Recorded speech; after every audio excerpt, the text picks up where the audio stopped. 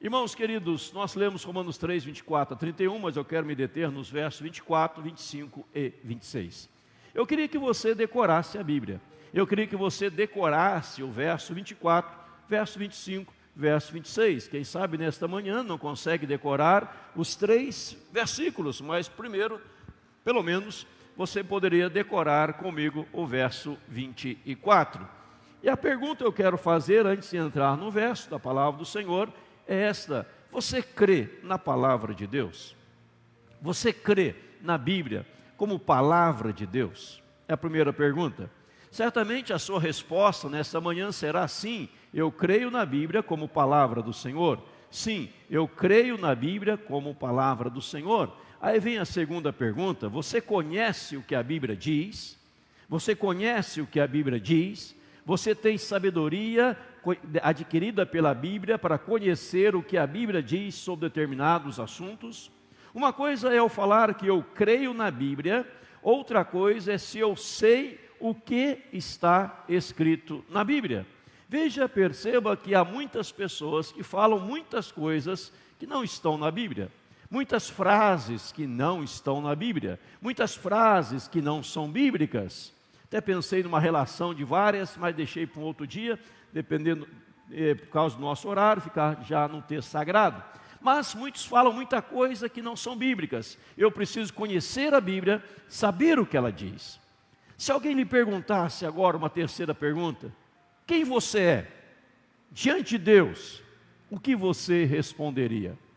Se eu chamasse aqui agora, aqui nós temos 6 cadeiras, colocar 6 pessoas aqui nessas cadeiras, desse o microfone para cada uma delas e perguntasse a elas: quem você é diante de Deus? O que você responderia? Qual seria a sua resposta? Talvez alguém diria assim: eu sou um pecador. Quem diria isso? Eu sou um pecador? Vários levantaram as mãos. Eu sou um miserável pecador. Eu sou um perdido. Quem você é diante de Deus? E por esta linha de raciocínio, nós poderíamos dizer e ouvir muitas histórias, muitas coisas. Mas a outra pergunta é: o que a Bíblia diz? O que a Bíblia está falando? Eu sempre falo aqui que não deve importar o que falam de você, não deve se importar com aquilo que o diabo diz de você, não deve nem se importar com aquilo que você mesmo diz sobre você, mas sim o que a Bíblia fala sobre você. Pois se eu creio na Bíblia, e se ela é a palavra de Deus, e se eu conheço a Bíblia, eu preciso ver o que ela está dizendo sobre a minha vida. Quero dar aqui alguns destaques importantes rapidamente. Primeiro, aqui nós estamos diante de uma perfeita sinopse da fé cristã. Nós estamos diante de uma declaração comparável à de João 3,16. João 3,16, todos sabem de cor, é salteado, que diz: porque Deus amou o mundo de tal maneira que deu o seu Filho unigênito, para que todo aquele que nele crê não pereça, mas tenha a vida eterna. Agora o versículo 25 que nós lemos aqui da palavra, 24 diz assim, verso 24, Romanos 3, sendo justificados gratuitamente por sua graça, mediante a redenção que há em Cristo Jesus. Esse verso ele é comparável a João 3,16. Aqui nós temos uma perfeita sinopse da fé cristã, uma declaração essencial da fé cristã.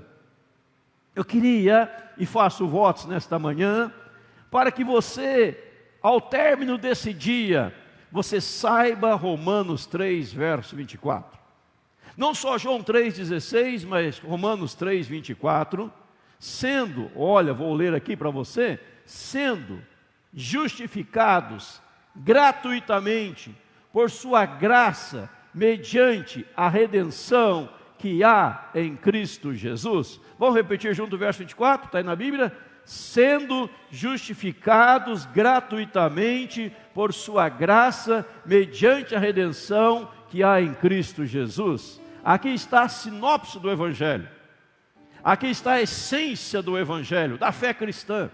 E eu preciso ter este texto no meu coração, na minha alma, na minha vida. E nesses textos nós temos 3 verdades. Primeira verdade, Paulo vai trazer a definição da salvação, como a salvação veio a ser nossa e como é possível a Deus providenciar tal salvação para nós. Qual é a definição de salvação? Como que a salvação ela vem até nossa vida, vem a ser nossa? Como eu adquiro a salvação? E como é possível a Deus providenciar tal salvação para nós? O que é salvação? Vamos então voltar ao verso. Sendo justificados gratuitamente por sua graça, mediante a redenção que há em Cristo Jesus. Decora este versículo. Vamos aqui debruçar sobre ele e vamos ser enriquecidos pela verdade da palavra do Senhor nesta manhã, em nome de Jesus. O que é salvação? Primeira pergunta: salvação é ser justificado. Paulo está dizendo que é salvação, e a expressão aqui é justificado.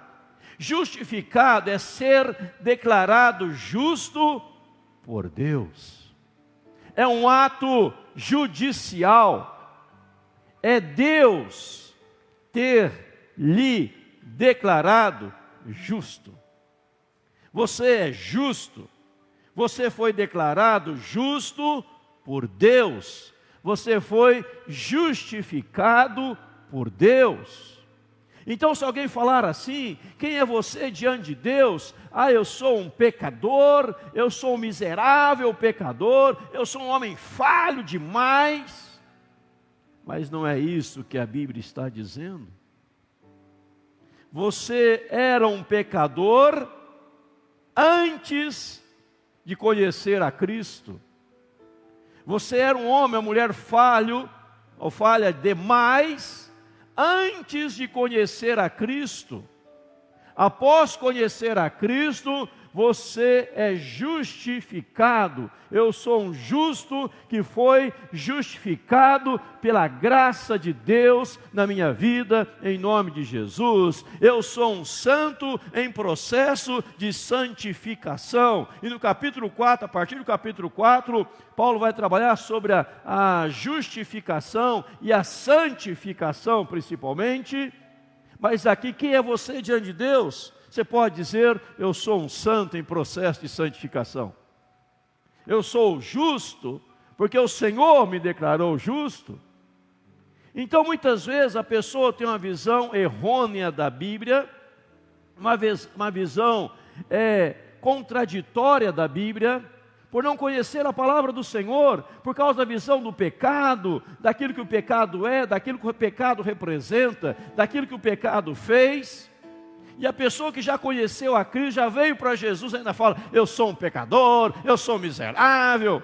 Meu irmão, a Bíblia não está dizendo isso. A Bíblia está dizendo que Deus te declarou justo. Amém? Posso ouvir um amém pelo menos? Foi a Assembleia de Deus, tinha até um aleluia. Mas o presbiteriano fala aleluia por dentro, né? Por dentro nas entranhas, nas lombrigas, né? Então veja que a Bíblia está dizendo: eu sou justificado, eu fui declarado justo. Um homem, ele entrou no seu quarto, angustiado, cheio de pecado, achando que era o pior pecador, achando que ele não iria para o céu, que ele iria para o inferno, queria alcançar a salvação, perturbado mentalmente, espiritualmente. Ele entra no seu quarto, ali daquela angústia, sentindo o peso do pecado, como eu sou ruim, como eu sou miserável, como eu sou impuro, tudo que eu faço não dá certo, tudo que eu tento não vai adiante, eu tento, eu não consigo, perturbado. Ele abriu a Bíblia, ele leu: sendo justificado gratuitamente por sua graça, mediante a redenção que há em Cristo Jesus. E ali, ao ler, a luz brilhou na sua mente, no seu interior, e ele reconheceu: Deus me declarou justo, eu não preciso fazer nada. Eu fui justificado pelo próprio Deus. Deus me declarou justo, um ato judicial, forense de Deus. E ao tomar posse disso, a sua vida mudou. Sabe o nome deste homem? Martinho Lutero. Martinho Lutero estava perturbado, angustiado, querendo alcançar a salvação nas penitências, nas ações, nas obras, nas indulgências.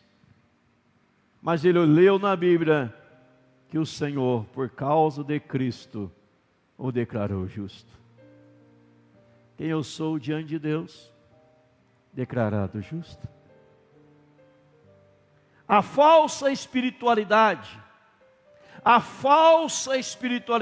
vai dizer: eu não sou ninguém, coitadinho de mim.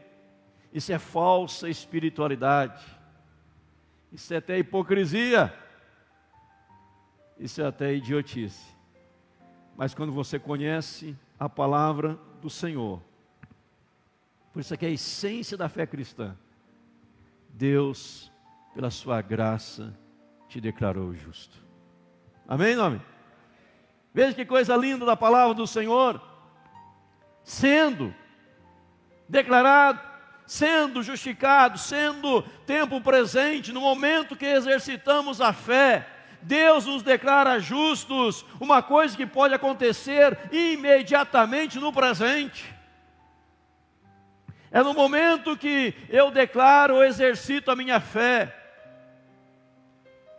eu creio, eu tomo posse imediatamente. Pode acontecer imediatamente no presente, ser declarado justo pelo Senhor. Mas você vai dizer: pastor, mas eu não mereço, pastor, eu não mereço, pastor, eu me conheço. Mas meu irmão, quem está falando é Deus, não é você? Quem está fazendo esta belíssima, extraordinária declaração é o Senhor Deus.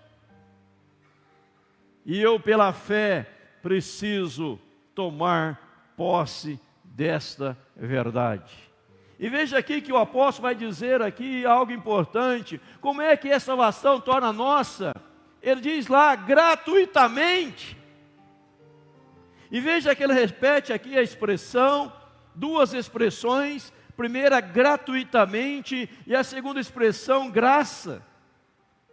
Gratuitamente, não tem preço, não paga nada. Depois ele fala da graça, a salvação como um dom de Deus. Não há nada que mereça este dom, não há nada que lhe faça merecedor deste dom. É a graça de Deus, e graça quer dizer favor imerecido. Eu não mereço, mas Ele me declarou justo. Você precisa olhar para você com os olhos da Bíblia. Você precisa olhar para você com os olhos do Senhor nosso Deus, daquilo que Ele fez, daquilo que Ele operou, gratuitamente. Não pagou, Ele pagou, você não. É graça do Senhor. A graça vem de Deus, porque fala sua graça, gratuitamente, por sua graça. E ele complementa dizendo: mediante a redenção que há em Cristo Jesus. A redenção, o Senhor nos remiu, Ele nos redimiu, Ele nos trouxe por tudo que aconteceu em Jesus, por meio de tudo que aconteceu com Jesus, o seu sacrifício, a sua entrega, a sua morte, o seu sangue vertido, que vamos falar já já detalhadamente. Ele nos tornou justos. Houve a redenção. Nós fomos redimidos pelo Senhor. Nós somos purificados pelo Senhor. Nós somos lavados pelo Senhor, é a redenção, e retenção você pode traduzi-la como obtenção de uma libertação mediante o pagamento do preço de resgate. Redenção é a obtenção de uma libertação mediante o preço, o pagamento de um resgate. Ele veio e pagou o preço altíssimo, altíssimo, mas Ele pagou lá na cruz do Calvário. Ah, eu não valho nada, eu não valho nada, eu não presto, eu sou um pecador, eu sou um miserável, eu sou um ninguém, eu sou o pior de todos os pecadores. Meu irmão, não diga isto, diga, a graça do Senhor me alcançou, eu sou um santo em processo de santificação, eu sou declarado justo pelo Eterno, em nome de Jesus, eu não mereço, mas foi a sua graça, foi gratuitamente, e se Ele fez, eu me aproprio, eu não vou rejeitar. Louvado seja o nome do Senhor. Você vai dizer, mas eu não mereço, eu não quero. Não, você fala, obrigado, Senhor. Por isso esse texto é a essência da vida cristã, é a essência do Evangelho. E quando Lutero teve essa compreensão, e tantos outros, houve a conversão, houve a transformação, porque a redenção ela é por meio do Senhor Jesus Cristo. Então, se você olhar novamente no verso 24, você vê que todo o Evangelho, toda a Bíblia está no verso 24 de Romanos capítulo 3. E Paulo consegue resumir toda a Bíblia, toda a história da salvação em um versículo. Olha a capacidade deste homem de Deus. Sendo justificados gratuitamente por sua graça, mediante a redenção que há em Cristo. Mas o texto prossegue dizendo para nós, Romanos 3:25, verdadeiro entendimento da doutrina cristã do plano da salvação, propôs. Esse propôs aqui do original é tornar público, é manifestar, é uma declaração pública, é uma exibição pública. Ele propôs de maneira pública, não de maneira velada, mas publicamente ele se manifestou. Vou repetir o verso 25, a quem Deus propôs. Houve um propósito de Deus que foi manifestado em Cristo publicamente. E se propôs, repito para você do original, vem da palavra manifestar, tornar público, trazer à tona de maneira pública, para que todos pudessem perceber, quando Cristo estava lá na cruz do Calvário, Ele fez aí a propiciação. O que é a propiciação, diz o verso 25? Propiciação, o que é a propiciação? A quem Deus propôs no seu sangue como propiciação. Propiciação é apaziguar, aplacar, afastar a ira de Deus. 4 elementos essenciais tem na propiciação, que é a ofensa. Uma ofensa tinha que ser eliminada, tinha que pacificar o ofendido, um culpado de ofender, quem era o culpado, e a expiação pela culpa, e tudo isso Jesus tomou sobre si. Havia ali a ofensa, todos pecaram, destituídos estavam da glória de Deus, a ira de Deus tinha que ser pacificada, porque o salário do pecado é a morte, o homem havia morrido, um culpado de ofender, alguém tinha que representar esse culpado, e haveria expiação pela culpa. Quando você olha no Velho Testamento, tinha os animais que eram sacrificados, sacrifício na expiação, como funcionava? Eles eram ofertadas a Deus. Segundo, era cancelamento da culpa. O animal vinha e era ofertado a Deus para o cancelamento da culpa, a punição vicária da vítima, que substituía o ofensor, e o efeito era perdão, restauração e comunhão. Lembra do Velho Testamento, livro de Levítico? O animal vinha, e o animal representava o pecado da pessoa, o sangue do animal era vertido, E ele era ali colocado como substituto, mas para simbolizar a pessoa de Cristo que viria. Agora Cristo veio como nosso sacrifício, como ofertante ao mesmo tempo, e o sacrifício, ele veio para fazer o quê? Para nos dar o perdão, a restauração e restaurar a nossa comunhão com Deus, que havia se quebrado por causa do pecado. E o verso 25 diz: a quem Deus propôs publicamente no seu sangue, com propiciação mediante a fé, para manifestar a sua justiça. Deus manifestou a sua justiça de maneira pública. Se você ler Colossenses, diz que o escrito de dívida que era contra nós e constava de ordenanças, Deus o expôs publicamente, pregando-o na cruz. Mas na cruz não tinha um papel pregado, lá estava Jesus Cristo pregado na cruz do Calvário. O que Deus fez aqui, vamos entender, meus amados, fala do seu sangue, a redenção que é o resgate, e Paulo vai trabalhar alguns textos, eu quero ler com os irmãos, sobre a redenção, o sangue de Jesus Cristo. Veja comigo Atos 20, 28, você pode abrir sua Bíblia, vamos ler alguns versículos daqui para frente, rapidamente. Atos 20, verso 28, fala do sangue de Jesus, diz assim: atendei por vós e por todo o rebanho, sobre o qual o Espírito Santo vos constituiu bispos, para pastoreardes a igreja de Deus, a qual ele comprou com o seu próprio sangue. Ele comprou com o seu próprio sangue. Aqui é o resgate, é a redenção. Nós somos comprados por causa do sangue de Jesus. O sangue do animal, quando no Velho Testamento era oferecido o sacrifício, o seu sangue tinha que ser derramado.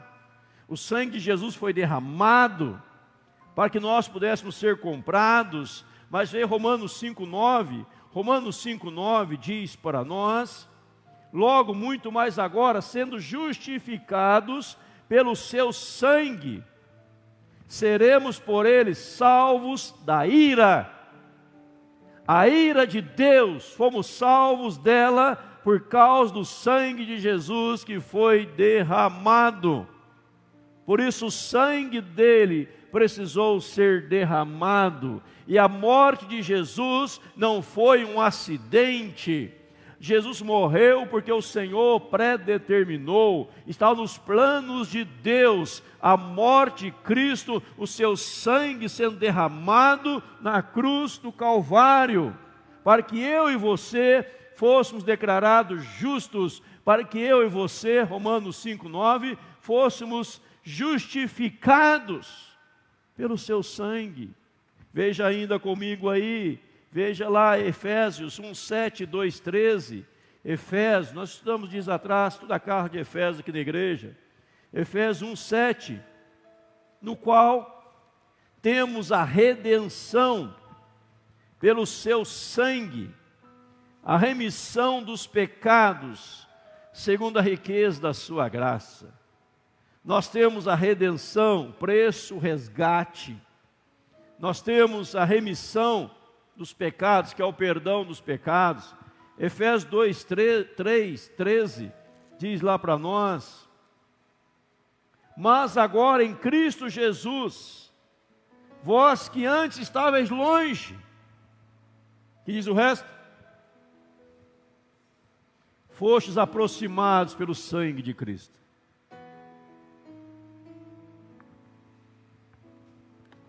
Quando você olha para a cruz, quando você olha para o sangue derramado, não era só para trazer perdão, mas para trazer a reaproximação. Deus não veio em Cristo só para te perdoar, Ele veio para restabelecer a sua comunhão com Deus. E aqui em Efésios 2:13, eu repito: agora em Cristo, vós que antes estáveis longe, fostes aproximados pelo sangue de Jesus. Vamos ver outros textos, Hebreus 9:12. Vamos para Hebreus 9:12. Veja o que diz a palavra do Senhor. Hebreus 9, versículo 12, diz assim: não por meio de sangue de bodes ou de bezerros, mas pelo seu próprio sangue, entrou no Santo dos Santos uma vez por todas, tendo obtido eterna redenção. Hebreus 9, 12, fala que ele obteve para nós eterna redenção. Não fala só redenção, resgate, mas fala de eterna redenção.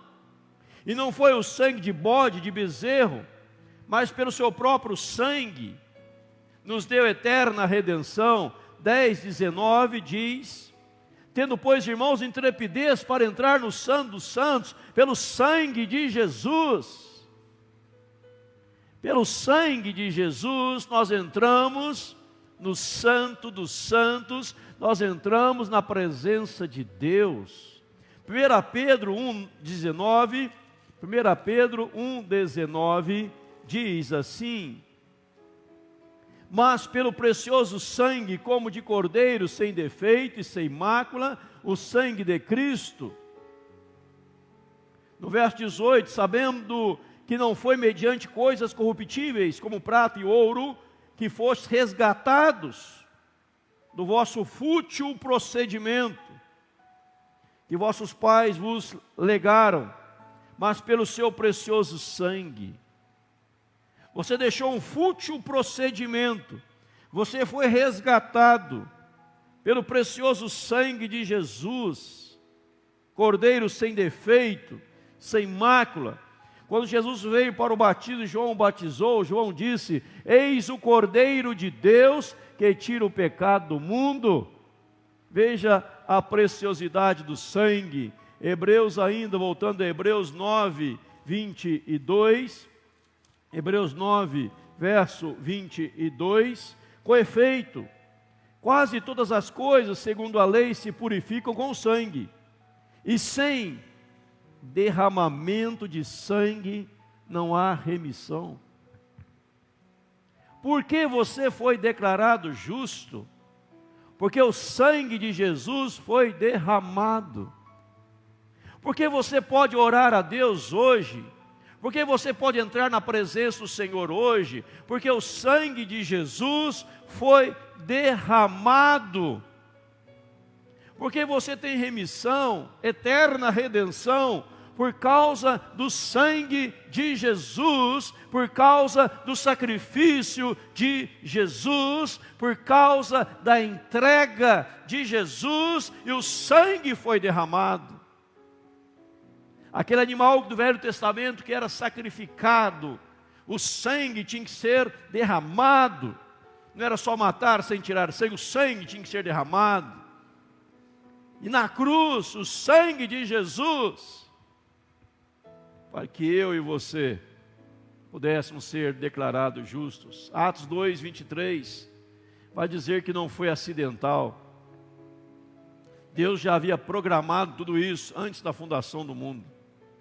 Estava tudo dentro dos projetos estabelecidos do Senhor, tudo dentro da vontade soberana de Deus. Eu leio para você que acompanha em casa, Atos 2, 23, diz assim, a palavra do Eterno: sendo este entregue pelo determinado desígnio e presciência de Deus.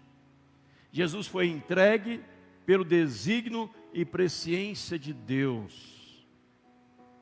Não foi um acidente, um ato acidental. Ah, coitadinho de Jesus, mataram a Jesus, coitadinho. Ele era tão bonzinho e as pessoas fizeram tanta maldade com ele, mataram meu Jesus. Foi propósito de Deus. Porque para que houvesse a redenção, a ira de Deus tinha que ser apagada, apaziguada. Horrível coisa cair nas mãos de um Deus vivo. Então Jesus pagou o preço para nos tirar debaixo da ira de Deus, para pagar o preço da redenção. E quando eu começo a entender isso, e você começa a entender isso, você vai mais e mais valorizar o sacrifício de Jesus Cristo na cruz do Calvário. E o sangue dele veio, o sangue dele foi derramado. Não se trata apenas de perdão, e sim de restauração, de uma relação pessoal desfeita. Essa relação pessoal que foi desfeita, ela é restaurada na pessoa de Cristo. Aí Paulo vai dizer aqui na palavra do Senhor, vai dizer para nós, tendo em vista a manifestação da sua justiça no tempo presente, para ele mesmo ser justo e o justificador daquele que tem fé em Jesus. Veja Romanos 3:26. Ele é justo e justificador daquele que tem fé em Cristo. Aí a jactância cai por terra, ela é excluída, as obras são excluídas. O homem é justificado agora pela sua fé em Cristo. E Deus é Deus judeu e de gentio, de todos. É um Deus só, do circunciso e circunciso. A lei foi confirmada, que Jesus cumpriu toda a lei rigorosamente. E nós olhamos para Cristo e pela graça dizemos, estamos salvos. Porque o sangue foi derramado. O sangue foi vertido. Há um hino no nosso cenário que diz assim: em nada ponho a minha fé, senão na graça de Jesus, no sacrifício remidor, no sangue do bom Salvador. É a graça, é a misericórdia, é o resgate. E Jesus verteu ali, derramou o seu sangue. Aí o Senhor Deus, num ato forense, um ato judicial, Ele te declarou justo. Você fala, mas Deus, eu não mereço. É lógico que você não merece. E às vezes eu ouço alguém dizendo assim: Deus dá muito mais do que eu mereço. Deus dá muito mais do que eu mereço. Você não merece nada. Eu, você merecemos o inferno. O inferno. Não tem méritos. Mas apesar dos deméritos, quando o sangue foi derramado, Ele me declarou e te declarou justo diante de Deus. Gratuitamente. Graça. Favor imerecido. Aí eu creio no sacrifício de Jesus. Eu me aproprio dessa verdade, porque tudo que eu preciso está em Jesus. Eu começo a valorizar o sacrifício de Cristo. Eu começo a me deliciar da presença do Senhor, como eu li lá em Efésios: vós que estavais longe, Ele vos aproximou pelo seu sangue. Agora, quando não há essa compreensão, nós começamos a baratear a graça de Deus. Como eu tenho falado aqui nos cultos de domingo de manhã, estudo Romanos, achando que Jesus morreu na cruz para que eu tivesse paz, que eu fosse feliz, tivesse alegria, para que eu tivesse um carro, uma casa, isto, aquilo, aquilo outro, bens materiais. O sangue foi derramado para que eu e você fôssemos resgatados das trevas para a sua maravilhosa luz. Nós estamos celebrando a Páscoa. Encaixou certinho no texto de hoje, da Páscoa. Lembra quando a Páscoa foi celebrada lá no Êxodo? Era para colocar o que nas portas da casa dos cristãos? Sangue. Da verga da porta. Quem ia passar por ali? O anjo da morte. E o anjo da morte ia passar naquelas casas. Digamos que cada pedestal desse aqui do coral fosse uma casa. E o anjo ia passar pelas casas. Ele iria abrir a porta da casa, entrar, deixa eu ver se há alguém aqui fazendo alguém bom aqui dentro.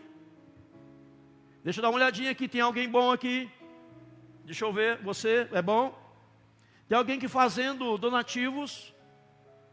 Tem alguém aqui que nunca roubou, matou, nunca fez nada errado, nunca quebrou um dos 10 mandamentos? Tem alguém aqui que faz obras? Tem alguém aqui que nunca falou mal de alguém, nunca blasfemou? Tem alguém aqui nesta casa que nunca ousou da maledicência? Tem alguém aqui que nunca fez mau uso da língua? Tem alguém aqui? Ele não fez isso. Ele passou e viu o sangue e foi embora. Você, não é o que você faz, é o que Ele fez, e o sangue foi derramado, e se você crê, você está salvo. É salvação eterna, é redenção eterna, é restauração da nossa comunhão com Deus, em nome de Jesus. Amém, irmãos? Digamos que fosse uma Assembleia de Deus. Amém, irmãos? Amém. Olha, melhorou, vou mudar o nome da igreja. IPCC, Assembleia de Deus. Aleluia, glória a Deus, né, Derli? É, Derlizão, né? Até o Derli falou amém, então foi bom. Né? Então, o mais tradicional da igreja falou amém, então o negócio está ficando bom. Né? Então veja, irmãos, brincadeiras à parte, vocês estão entendendo?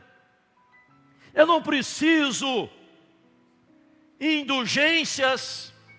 Eu não preciso pegar uma cruz pesada. Digamos que isso aqui fosse uma cruz. Eu vou carregar a minha cruz. Eu vou até Aparecida do Norte carregando a minha cruz. Eu vou subir uma escadaria de joelhos. Eu vou rezar 1000 vezes o Pai Nosso. Eu vou rezar, eu vou orar, eu vou fazer. Jesus já fez tudo.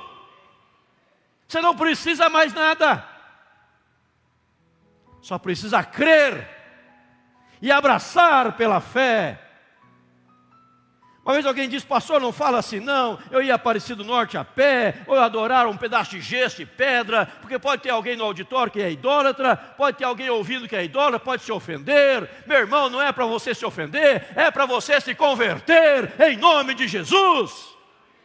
Porque a idolatria é do diabo, atrás de ídolo tem demônio, diz a Bíblia, mas Jesus já fez tudo por você, e você abraça como Lutero abraçou, e causou a revolução do século XVI, a reforma protestante, tantos outros, que estão aí, irmãos, e tem gente assim, nos dias atuais me procura: pastor, olha o meu pecado, eu sou impuro, eu sou sujo, eu sou blasfemo, eu sou isso, eu não mereço a salvação. Mas quando ele olha para Romanos 3:24, ele vê o que Deus declarou, o seu semblante muda, a sua vida muda, e a conversão, ele começa a adorar o Senhor, ele começa a adorar a Deus, fala: agora eu só quero viver para a glória do Senhor, eu fui comprado por esse preço, o sangue foi derramado, louvado seja o Senhor. Amém, irmãos? A vida muda. A maior ofensa é não falar a verdade e deixar alguém ir para o inferno por desconhecer a verdade. Não deixe alguém ir para o inferno. Fale o que Cristo fez na cruz do Calvário. Enquanto eu vou continuando aqui, caminho para o da pregação, o coral se posiciona. Quero o coral cantando a segunda música de novo. Né? Veja, irmãos. Veja. Decore. Romanos. Decore Romanos. 3:24. Tarefa para casa. Decorar Romanos 3:24. Chegar em casa, a esposa pergunta para o marido: você decorou? Se ele soubesse, você dá almoço para ele. Se ele não soubesse, vai ficar com fome, miserável. Você pergunta para a esposa: você já decorou Romanos 3:24? Fala: não decorei. Fala: não tem almoço hoje também. Tem que decorar. Porque é a palavra de Deus. É a palavra do Senhor. O restante coral foi arrebatado? Eu estou nas salas de aula, né? Mas quem está aí canta. Veja, irmãos. Sendo justificados gratuitamente por sua graça, mediante a redenção que há em Cristo Jesus, a quem Deus propôs no seu sangue, com propiciação, mediante a fé, para manifestar a sua justiça, por ter Deus, na sua tolerância, deixado impunes os pecados anteriormente cometidos, porque o perdão foi tudo apagado. tendo em vista a manifestação da sua justiça, a manifestação da sua justiça, no tempo presente, para Ele mesmo ser justo e justificador daqueles que têm fé em Jesus. Quando Cristo estava naquela cruz, Deus estava dizendo para o mundo inteiro: eu estou resgatando vidas. E quero que o mundo inteiro saiba que aqui é o resgate, é a redenção, e o sangue vertendo, sendo derramado.